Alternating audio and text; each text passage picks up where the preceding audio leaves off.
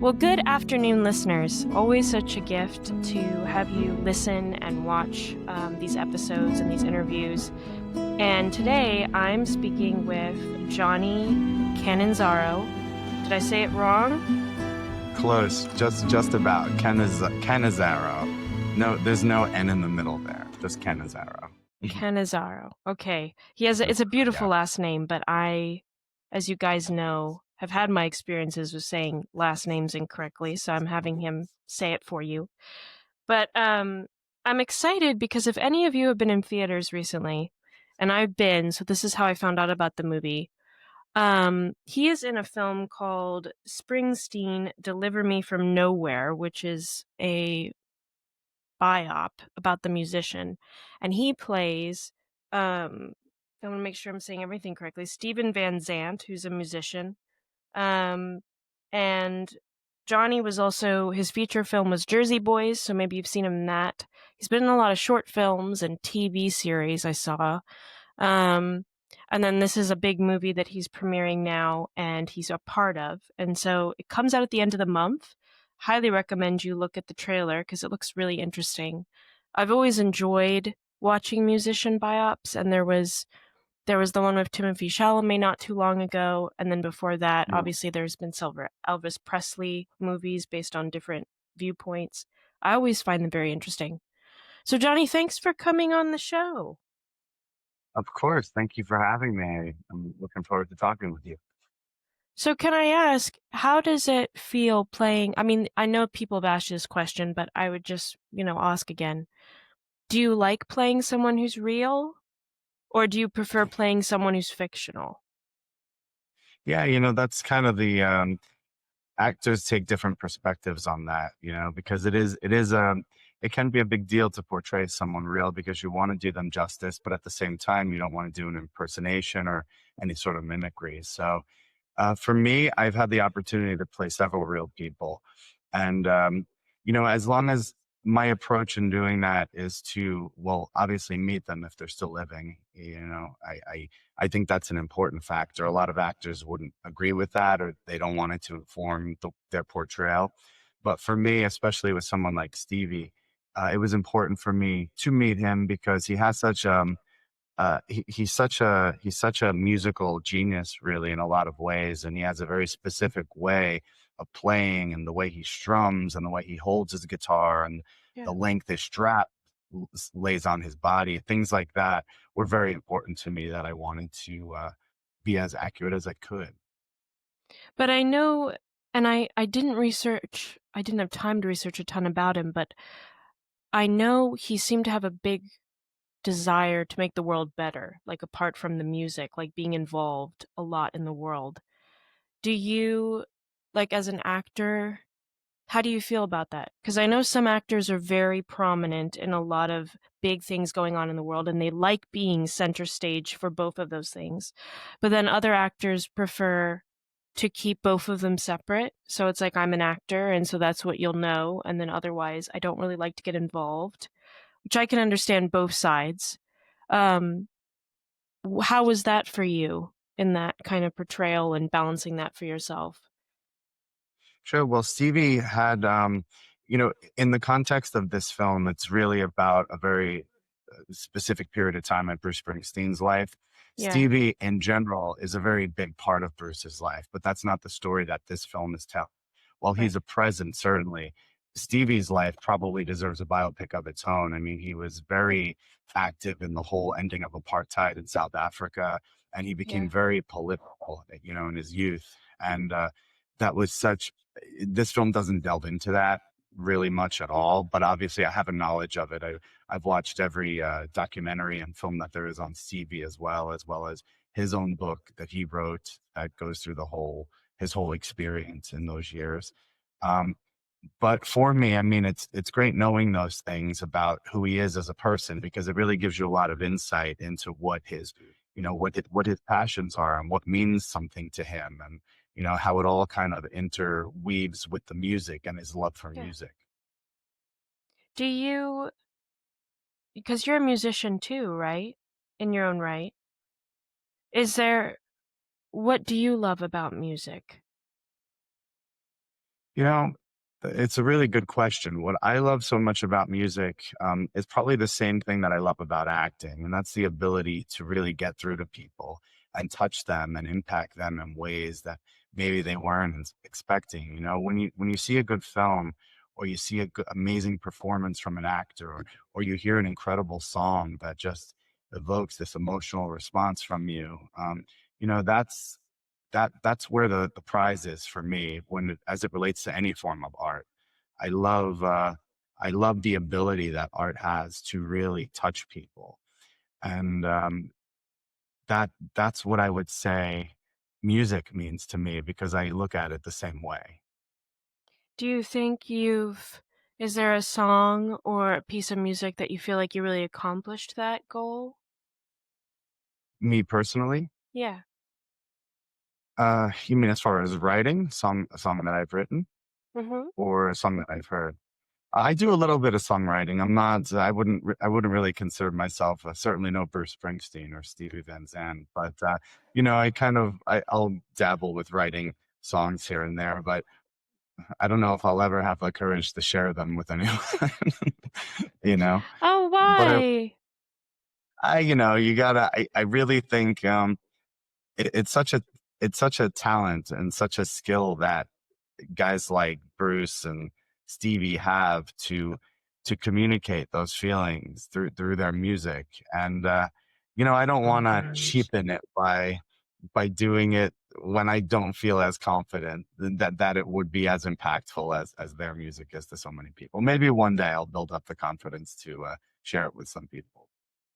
Well, I know too, I mean, it takes a lot of vulnerability. I mean, that's one reason why, people ask me like, "Why are you a writer?" And I'm like, "Yeah, kind of, but I don't let you see my writing." So, Right. I it's 'Cau you're afraid of what people will think. I mean, I guess our world always says, be very authentic and yourself, but at the same time, we're not always kind if the authenticity isn't exactly what everyone likes, so Right. Yeah. No, it's always a risk. It could be scary. You know, I know so many people, even actors, who will never share their audition tapes, you know, because it's a very personal thing and people don't like to share them. I'm not one of those people with my acting. With the acting and the music for me are a little different. I love Yeah. sharing my acting, but I don't love sharing my music. But I think it's a confidence thing, you know, it comes with time. And once you kind of once you've kind of gone through everything that makes you feel that sense of, okay, I'm an artist, you know, that's when you really want to start to share your work with people, I feel. Do you remember has there been a time or audition when you remember someone who said something really great that you always remember, and then something where they said something really hurtful that stuck with you? Yeah, yeah, absolutely. And I know I'm not alone, but I've heard so many times throughout the course of my career, agents would say to me quite often, actually, I like you, but I just don't know what to do with you. And that's hurtful in a lot of ways, you know. You grow a thick skin so you're not affected by it after a while, but to be told that you don't know what to do with someone is like, you know, really makes you question yourself a lot. Well, am I on the right path? Am I doing the right thing? But like I said, you really just have to. It's a business of rejection. I know that's a cliche, but it's true, you know. And you have to build up that skin where you're not, where you don't allow the opinions of other people to break you. Yeah. Do you find that because you have experienced it a lot in acting, which a lot of actors have, and it's a regular occurrence, do you find it makes it easier to experience rejection in personal life because of that? Yeah, yeah, you know, that's another great question too. And me personally, yes, 100%. I think I often think to myself, how did I last 20 years? I just passed my 20th year anniversary in Los Angeles. Um, and I always think to myself, gosh, if I was to start now, could I last 20 years? And I really think the answer would be no, if not for the fact that I got so used to being told no and being rejected that it almost at this point, it's almost like a challenge. Like I really embrace when I'm told no because it really just makes me work harder. It Yeah. makes me strive for what I want that much more. So I think that's the whole thing about turning a negative into a positive, you know? Do you do you know when to push even if someone said no? When you're like, "I know I really could do this." Like, do you ever is there ever this medium where you're like, maybe initially it's like, "No," but you're like, I really think you're not like, I could do this and I wanna prove that to you." Is there ever an opportunity for that? It's funny, it's funny that you bring that up because I literally just went through this in the biggest. I won't get into the details of it, but there was a film. It's currently about to go into production, and it's a big film. And the role, I've always wanted to play this character for forever. Like I Oh, am this wow. character, Yeah. and I found out about it. My agent wasn't able to get me an audition for whatever reason, and nobody could understand why. So I said, you know what? Screw it. I'm just going to go put myself on tape for it anyway. And I did. I put a great tape together. Everyone loved my tape. But the casting wasn't willing to even look at the tape because they already apparently had someone in mind. So that was just devastating, and you hear those things. So it's not that I couldn't do it. I still feel the role probably should have been mine, honestly, meaning that as humbly as possible. But Yeah. sometimes you just have no control over those things. But I did it. I was proud of the work I did, and I was able to get my tape to the director, who's a pretty big director through a mutual friend. So I know the director saw my tape, but even he said, your buddy's great, but it's already cast. There's nothing we can do, Okay. So it just makes the pain that much more difficult. But like I said, if you don't know if you don't try, and you deal with these things on a daily basis out in this business. Well, I was gonna say, 'cause I mean, so many I've interviewed, like, Viggo Mortensen, right? So somebody who's like, okay, everyone knows. Then you interview Sure. someone like Lisa Brenner, who I think is a really sweet actress, very good. Hmm. She has her own movie that just came out that she made and all that stuff. And I remember talking to her and she said, most actors aren't A-list, which is true. All the media is always on these like 10 people, right? But technically, most actors are very good, but they don't ever get to the celebrity status that you can name a big name of. Not because they're not talented, but it just doesn't happen. Or there's like luck involved of like, oh, this movie just became big and no one thought it would, and now everyone knows who that person is. And Yeah. so, do you like, do you find it hard to be content in the fact that like you may end up being a big name? 5 years from now, I may be like, this is the biggest guy I ever interviewed before he broke the ice. But do you like, would you still be happy and content if you didn't end up becoming like, a Viggo Mortensen or a Russell Crowe in his time, or like, the people that all come to mind, Hugh Jackman, all this stuff. Do you Sure. do you love it enough that it doesn't matter if it doesn't get to that point? Well, you have some great questions. I appreciate all your questioning. Yeah, for me, the goal, I mean, maybe I think, a lot of actors say, oh, I'm not pursuing the fame. I don't want to be famous. And some of them are genuine in that. But I think there's a certain part of every actor that, Yeah, maybe that they're would be not me. looking. Yeah, maybe they're not looking to be famous, quote unquote, but they're looking to have their work acknowledged. For me, I I don't think I would still be at it after 20 years if I was just searching for fame. Yeah, I'm I'm still searching for I guess I don't know. This may come across the wrong way, but I want to be acknowledged for my work because I know that my work has the power to impact people, like we were talking about earlier. And not every yeah, role is going to allow you the opportunity to do that, but it's kind of a slow climb. You need to do the little roles, and then eventually get considered for the bigger roles. And it's really a lifelong commitment at the end of the day, and that's what I think a lot of actors aren't willing to put in that that kind of commitment because it's a yeah, tough commitment. It really does require a lot. And so does it bother me if I never make it to a Viggo Mortensen level? No, it really doesn't. I mean, I hope I have the opportunity to impact some lives the way that some of Ego's work has done. That's what Yeah. I will say, and I will continue to work toward that. But if it never happens, it never happens. I'm not gonna get all down on myself about it. Well, do you think, I mean, because for instance, playing a real person, I would feel like that would impact the real person to some extent. I mean, that you're honoring them, like in a film that that'll be seen and that'll be around. Anyone can ever watch it, you know what I mean? So it's like you're getting to I remember talking to an actress who was like 94 and she said, what made her happy was that she was in a film and it was like a legacy, like it was left, that somebody would look back on it. And for you, like when someone watches this movie or for the musician, it's like you're always gonna be like the person who played that person and honored them by being in the movie. So do you see it is that something that is encouraging to you in that way? Or is it kind of like, I would like to have a story though that I was really kind of driving the story? No, it's absolutely fulfilling the experience, Everyone on that set could tell you it's like, I was just so enthusiastic to be there and to be any small part of it.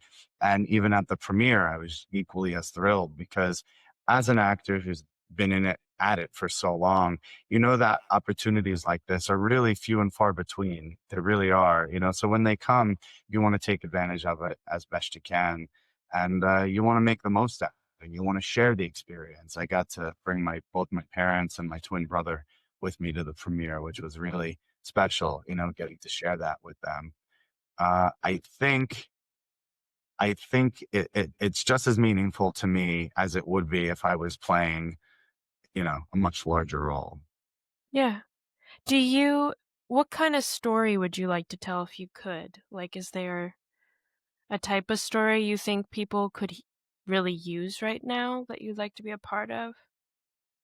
Yeah, I'm a writer as well, so I have so many scripts that I are kind of in the various stages of development. But yeah, I think we're just in a time in the world where people really want to laugh, and I do a lot of comedy.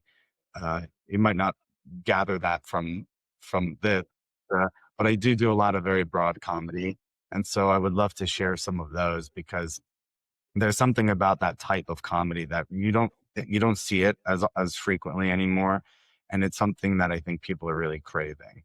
So I would love to share some of my comedic skills, I guess, for lack of a better term, with people at some point.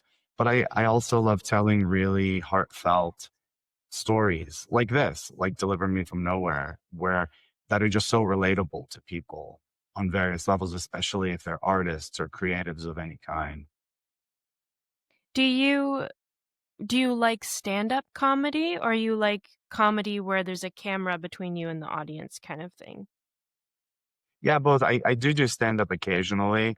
Yeah. It's not, I'm more into the kind of scripted, rehearsed, here's what we're going to do kind of thing. The stand up, as I'm sure you probably know, is probably one of the most difficult things to do. Because you're talk about vulnerability, you're making Yeah. yourself so vulnerable and Yeah. you have no idea what the response is going to be. And something like that, if you're a certain type of person, you could really allow that to like crush your soul, but for me, I prefer the scripted, but I love the challenge of getting up there and having no idea what's going to happen. There's an excitement to that.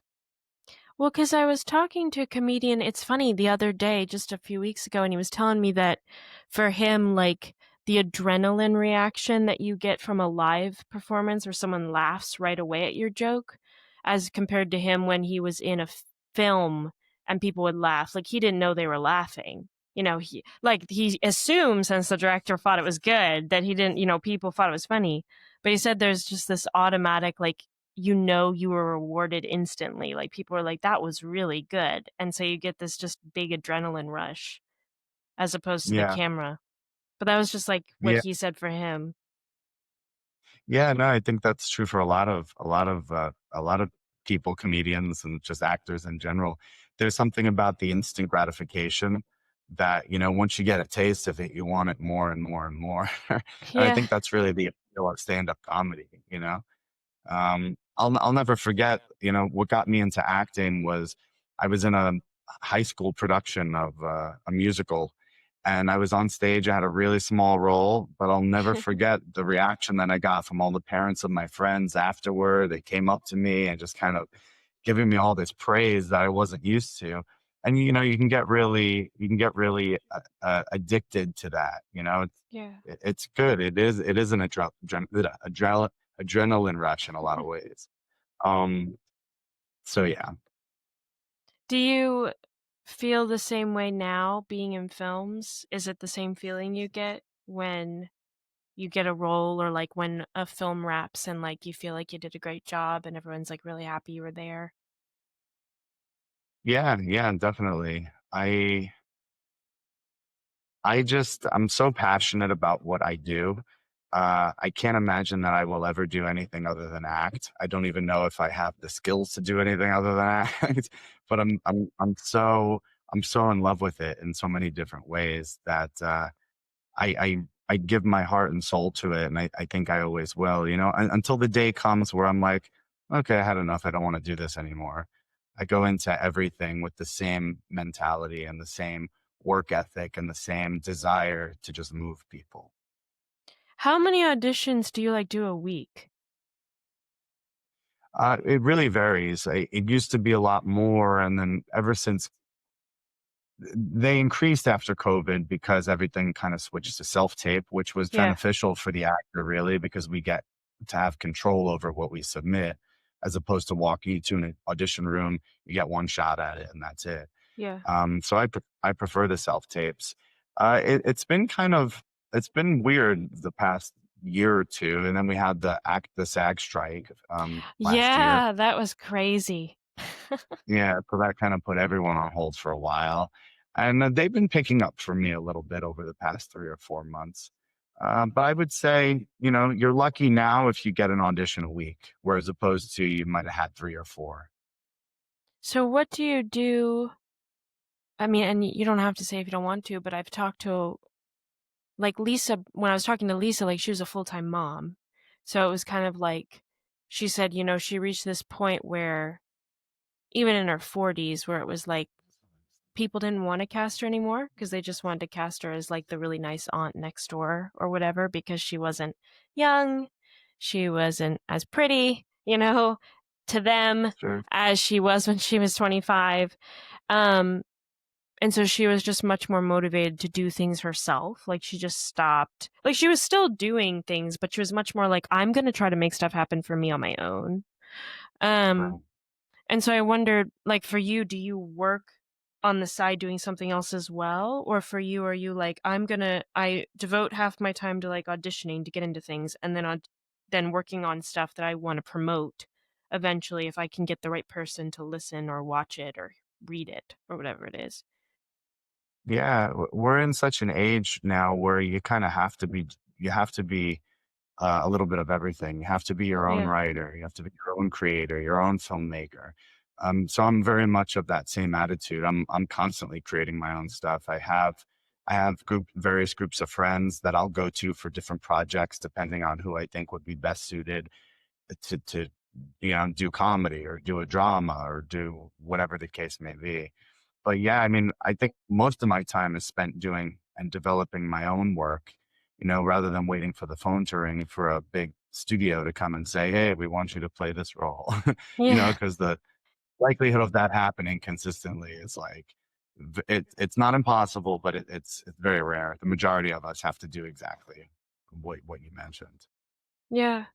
And um do you feel like in your 20 years in LA, besides, I mean, you mentioned the SAG strike, which was a big deal, and then obviously COVID was huge, and so that changed a lot of things for everybody, and it still has huge impact on people.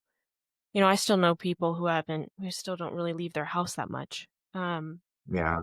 But do you feel like entertainment itself has changed a lot? Or like what people like, or even what directors are making is different from when you started out in LA to now? Yeah, I mean, in a lot of ways, certainly because of AI, but we don't even know what the end result of all that's going to be. But it's Yeah. fascinating to watch that transition. Um, but yeah, I mean, I think people's tastes have changed a little bit. I mean, yes and no. Like I said earlier, I think people are really starting to crave a break from all of the drama going on in life, Yeah. you know? And that's why I think comedy is sort of the path to be on. Because if you can make people laugh and forget about their day to day woes, I think it is really meaningful to a lot of people.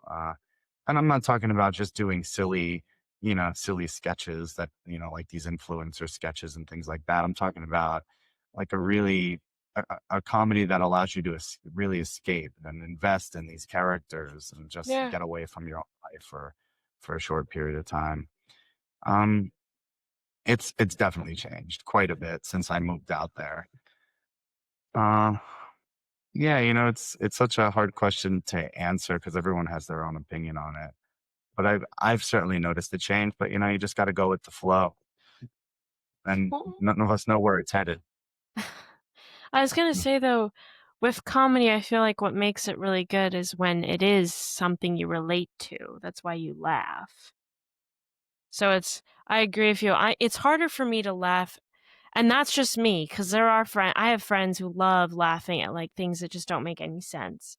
But I have a much harder time where I'm like, I suppose that's funny. I really love if it's like I so relate to that or I had that moment in my life and you can make it Yeah, funny.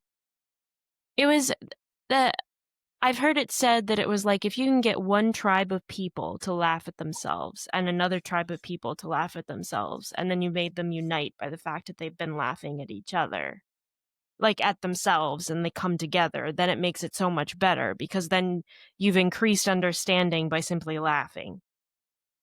of And course. I think Yeah, that's really good. nothing's better than when you're at a play or a comedy show or something, and everyone's always a little bit uptight, especially if someone makes a joke that may be a little off color. So a few people start to laugh, but the more people that laugh, the more comfortable it makes you feel, and then little by little, the whole audience is in uproarious laughter. There's no better feeling than that because you do feel like you're coming together as an audience. I love when I go to shows and that happens because Yeah. you're kind of especially in this day and age, everything is so with all the sensitivities. You got to be so cautious about what you laugh at, what you think is funny. Yeah. So I think it's always a pleasant experience when an audience can kind of come together and experience that together.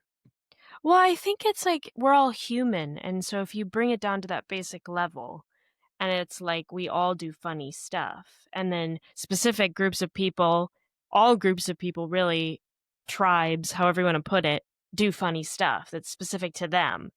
And so Yeah, if you can, like you said, have this wider view of like it's not because I want to hurt you, it's because it's actually funny and like you think it's funny too, I think it's very uniting. I think you come together more that way than otherwise. yeah, I agree completely. Yeah, I love having those moments. Do you like is there an idea for a comedy or something you've written that maybe you could share a little bit about it, like what it's about or what you think would be a funny thing to talk about? So I wrote this a very broad comedy called Jack Stevenson, A Decent Man. And it's basically about the sociopathic narcissist character. And the way I like to describe the character is by saying if you can take every negative quality that a man could possibly have and encompass them all into one character, it would be this guy. He's a sociopath, he's a narcissist, he's a womanizer, he's a manipulator, he's a cheater. He's just but it's written in such a way where it's so broad and over the top and ridiculous that it's funny. And I've noticed in all the various productions that I've done in the development of it that women in particular really love this character because they've either dated a man like that or they're married to a man like that. So it's always fun to kind of see women's reactions to it. And men seem to really dig it too because I think this guy is there's elements of him that I think every guy wishes he was like, you know, but obviously you can't be because they're horrible ways to be. But for me, he's so much fun to play. You know, like they say, playing bad guys and villains are the most fun characters, and I find that to be true. Does he have any redeeming qualities, or he's just totally like terrible? Yeah, well, that's he Oh, his redeeming okay. quality. Yeah, no, no. His redeeming quality is the fact that he really is genuinely on a search for decency. He's the most indecent human being that you'll ever meet, but he genuinely wants to be a better person. He just doesn't know how. So he's on this constant Huh. journey to figure out how to be a decent man. And it's really sad in a lot of ways, you know? That is But really sad, yeah. yeah, but you know, I feel like we all know people who deal with similar struggles, maybe not in their search for human decency, but just in their search for whatever they might be looking for, you know. And Yeah. even though it's a broad comedy, by the time I get finished with it, I hope it's something that really has the power to affect people and make them think and make them say, "Wait, is this a comedy?" Because I really feel something. You Yeah. know, that's always my goal. Well, do you think that, um because is it because I obviously will be able you'll be able to relate to something bad about him because all of us have bad, so that'll be there. Obviously, you're saying it's a little over the top, but that's what makes it funny. Um, but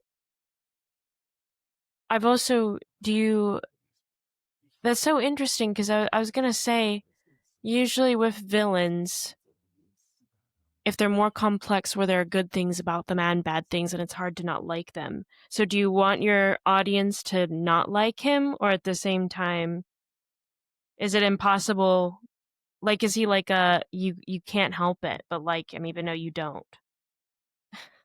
Yeah, it's definitely more like that. Like he doesn't realize, as most villains, you know, villains are never going to say, unless they're a Disney villain, they're never going to say, "Yes, I'm the villain." You know, villains are always justified. You know, they always think they're doing the right thing. They always think that they're the good guy. Yeah. And it's the same thing with Jack, where he feels um, that he's not doing anything wrong. You know, and that's what narcissists do. You know, they Yeah. always kind of push the blame on everyone else and refuse to take accountability or acknowledge what they do.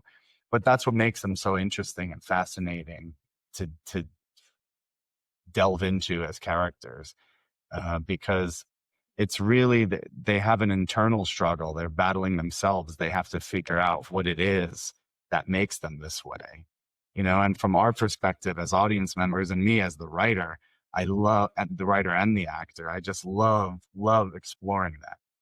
It's so much fun, you know. And I get to play things that I would never tip that I know I'm not in real life, you know, and that's always fun too. Yeah. I was gonna At least I say hope. I have experience with narcissists, like you were saying of other ladies, and I definitely don't find them fascinating, but I definitely am willing to broaden the perspective by watching your production, and maybe I will. But I usually have never found them fascinating people. Interesting. Well, hold on. Well, now you've got my curiosity. So, what is your opinion of them then? Can I ask? And when I say fascinating, I don't mean in a good way. I just mean it's fascinating to watch how they manipulate and how they're able to kind of spin things and turn them around on people. So when I say fascinating, I don't mean that as a commendation to them. You Oh know. yeah, no. I mean, maybe to I guess, but you're looking at it from a to explore it and act it. Not really. Like, have you had narcissistic people in your life? Oh yes, the character that I based this on was a narcissist that I dealt with for a while, and I didn't Okay. know it was experiencing it. I had no idea what even a narcissist was. It wasn't until after the fact Yeah. that you realize, oh, okay, so this is what narcissists do, you know? And my MO tends to be, you know, I try to take negative things and turn them into a positive. So by taking a really negative experience in life and dealing with such an extreme narcissist who made me feel horrible about myself, I turned it around and tried to make it into the like the broadest, most ridiculous comedy that you've ever seen.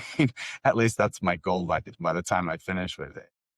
It's not triggering for you? That would be hard for me. That's the part that it's like I would just it would Mm, bring me obviously, I've been in counseling for several years and it's been very helpful and you can distance yourself more. But I'm still at that yeah, stage where to be back with that person is really difficult. Like it just brings back all the memories of like feeling helpless and unable to speak for yourself, even though you are now able to do that, but you just feel like you aren't. You go back to that kid that you were, or whatever it is.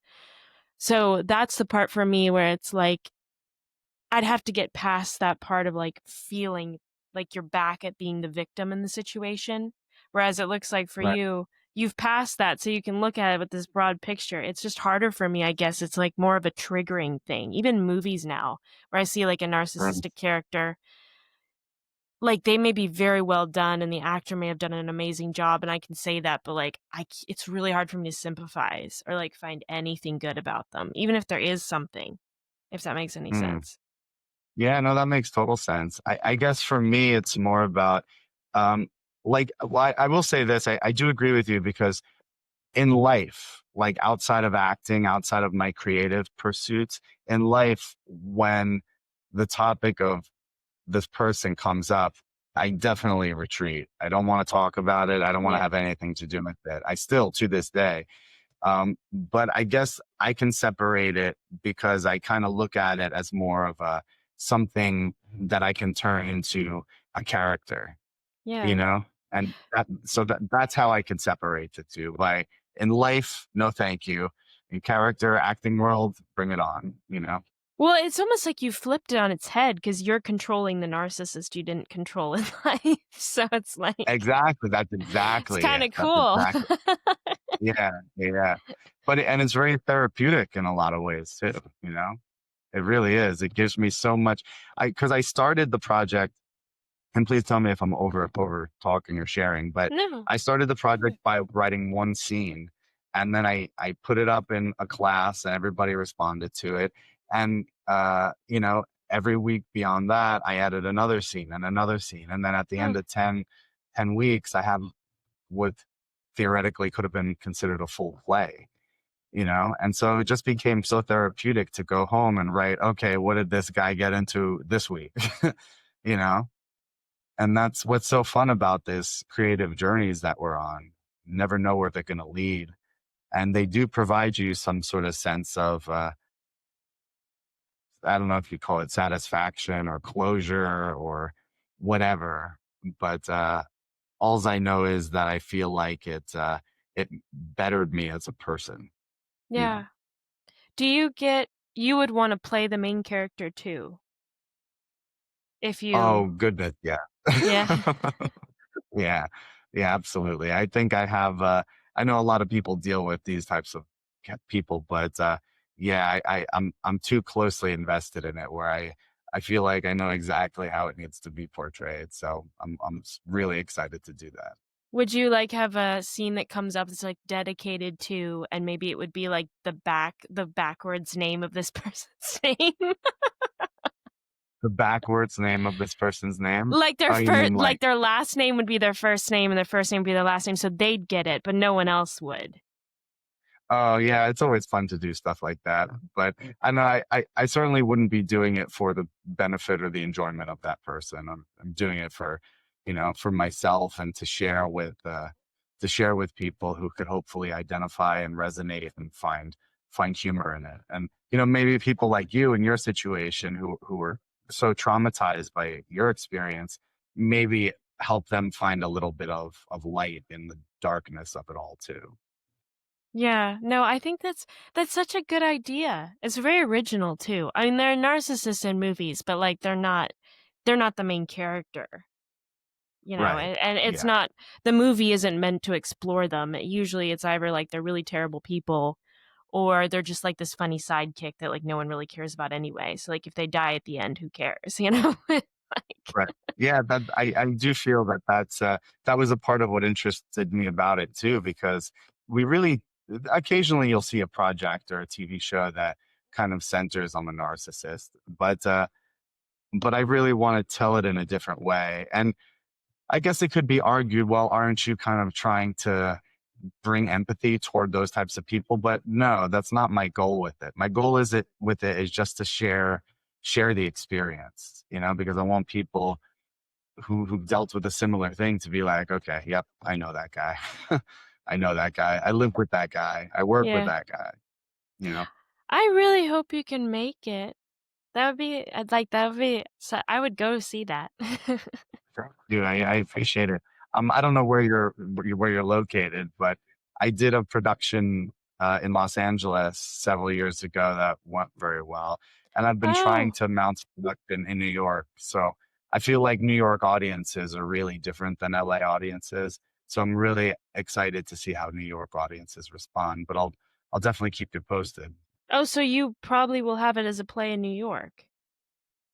Well, I want to develop it as a series, but I think Oh, a okay. good but it's always, I usually, with anything I write, I usually start thinking of it as a stage play just because I'm a theater guy. I'm a writer. So it's just easier for me to kind of get everything that's inside out on the page first and then on a stage kind of see what the response to it is and then develop it further from there.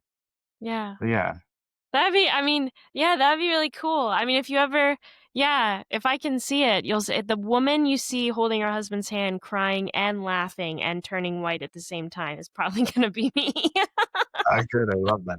I love that.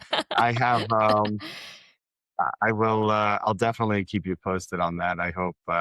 Yeah, I hope it makes some progress. We've been moving slowly with it, but these things take time, Well, I years in a saw lot too of cases. you've been in short films, so I also wondered if you'd ever like debut it as I mean, like as like if you want to make it a series, maybe like what do they call them?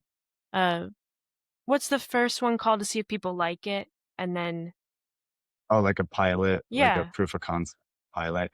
Yeah, I have. I actually, I'll send you a few of the ones that we've done, but they're done on the cheap. They're not like anything that I would use to pitch it to a studio or anything like that. But they were just opportunities we took to explore the character and figure out the world that this guy lives in. Because a lot of people actually compare it to Austin Powers, if you remember those Oh, series. yeah. Yeah. It has a lot of elements of that, but maybe a little bit more grounded, even though it is over the top, but maybe with a little bit more of a grounded feeling. And you'd have like So yeah. background music and like a composer would make like this creepy theme. Yeah, well, I don't know about creepy, but that definitely it would be, the whole goal with any project really is to create the world. You want the audience and the people watching it to feel like they're in a world that they've never experienced before. And that's the fun of it too, because I feel like Jack really has this very well executed, vision of the world in his own mind. Hmm. And I want the audience to feel that and to be on the ride for that whole thing. Well, maybe your song will be the credits. That'll be your vulnerable moment. You'll like write a song. Maybe, maybe that's a great idea. I hadn't thought about that. I should write the theme song to Jack Stevenson, A Decent Man. Um, is there an aspect of your life? Because I know you mentioned like this, you've had experience with it, so it's connected to your life in some ways.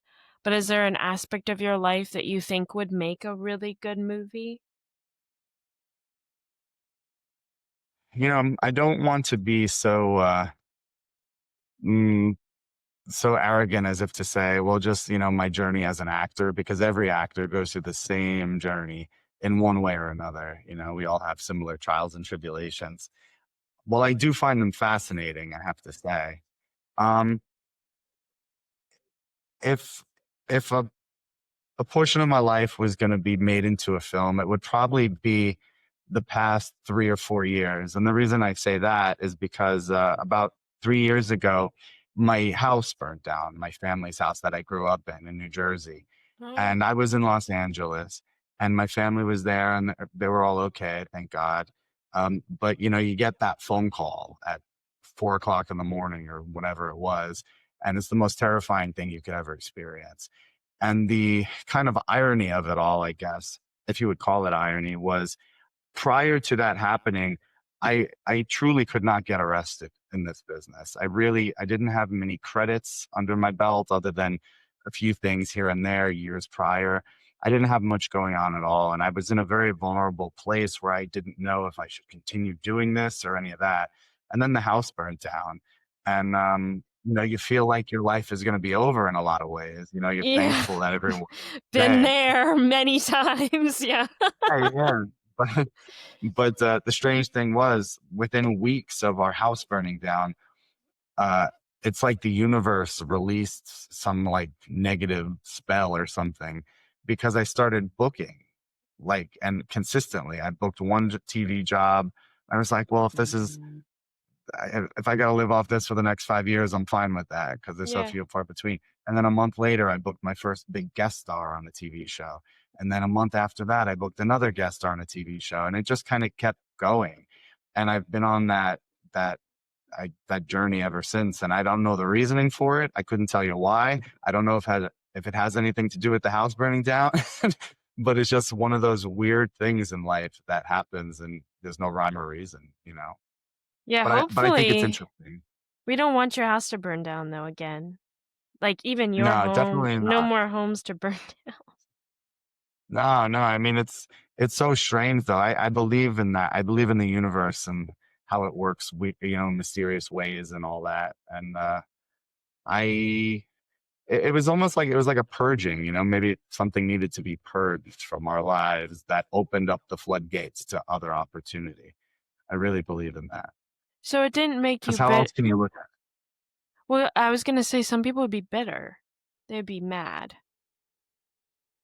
You know, I'm still in awe of my parents and how they responded to it all because if anyone should have felt that way, it would have been them. A lifetime of building up everything that you have in a home, and to see it all lost within a few hours is like that can't be easy. And I remember me and my siblings, we were concerned about that. My mom, to her credit, was so positive about the whole experience. Not positive, but optimistic about Yeah. this happened for a reason, and we just gotta rebuild and kind of just not let it break you.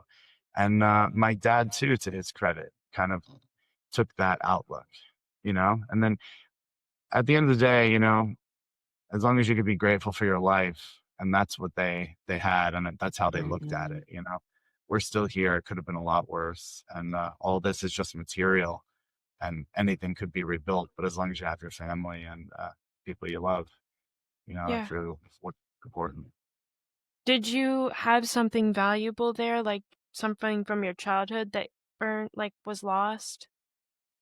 Yeah, pretty much everything. I mean, the entire house was just a total loss. Yeah. Um, There was one thing that I had that I always talk about because it meant a lot to me. Didn't have much value, like real world value, but to me it was valuable because it was a little book that I had everyone in my life sign when I first moved to Los Angeles, and everyone wrote me a little bit of note, a little note or something, and my grandparents, who are all gone now, all signed it, and it had the paw prints of pets I had at the time. It was just something that was really Oh. meaningful to me, and I would always look at it whenever I came home over the holidays, and it would just make me feel so good. And unfortunately, that got lost. We were hoping to find it in the rubble, but we never did. So I have the memories of it, and that's just as good in a way. That's hard. You'll have to write a new book. Do you have another book that you've started having people write their names in it? Yeah, I was going to. I haven't yet, but I really should. I really should. Maybe I'll do the opposite one and have everyone in my LA life sign it. Well, I want to be respectful of your time, so I'm just gonna ask you, because obviously I know Sure. you're trying to promote this film, but is there what do you hope people are impacted by most by this film? Or is there something in particular you want people really to focus on as they're watching it? Yeah, we kind of touched on it a little bit, but I think for me, what I take the most out of it, and what I hope others take out of it, is a deeper understanding of creative people and how they operate and the process of a creative person. Because as you'll see in the movie, when you do see it, it's a very dark period in Bruce's life, Bruce Springsteen's life. And he was, you know, it deals with mental illness in a lot of ways, and it deals with all the things that I feel like we're afraid to battle, or not battle, but the things that we're afraid to talk about and deal with publicly in life. And it deals with them publicly. Hmm. And I think that's important because it makes people feel less alone, for one. It makes you feel like you're not on this journey. Um, you know, you do have other people who understand you and relate to you. And it just always feels good to know that you're not alone. So that's what I hope people take away from it. No, that's important. Yeah, and I think that's what I love. I love watching. I mean, they're really hard to watch because they're sad, and a lot of musicians have had a really sad life, and a lot of them have ended very sadly. I mean, Elvis Presley, dying, being found in his bathroom. I mean, it's pretty sad. But there's this. I feel like with creatives, they're always trying to understand the meaning of the world, and they're putting it together for people to see, and they're allowing themselves to be so vulnerable. And so all of those emotions they experience so intensely, maybe more than the Mm, average person who isn't pursuing a creative outlet. And so I feel like sure. they touch life's meaning a lot deeper than a lot of people. And so that's why they suffer a lot, unfortunately. Yeah.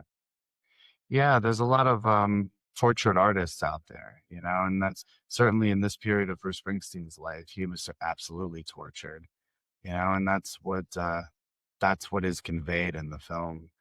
I think we're all tortured, and maybe not all of us, but I think those of us pursuing uh, paths in these careers in the creative arts and acting and writing, and music, and all those are tortured to a certain degree.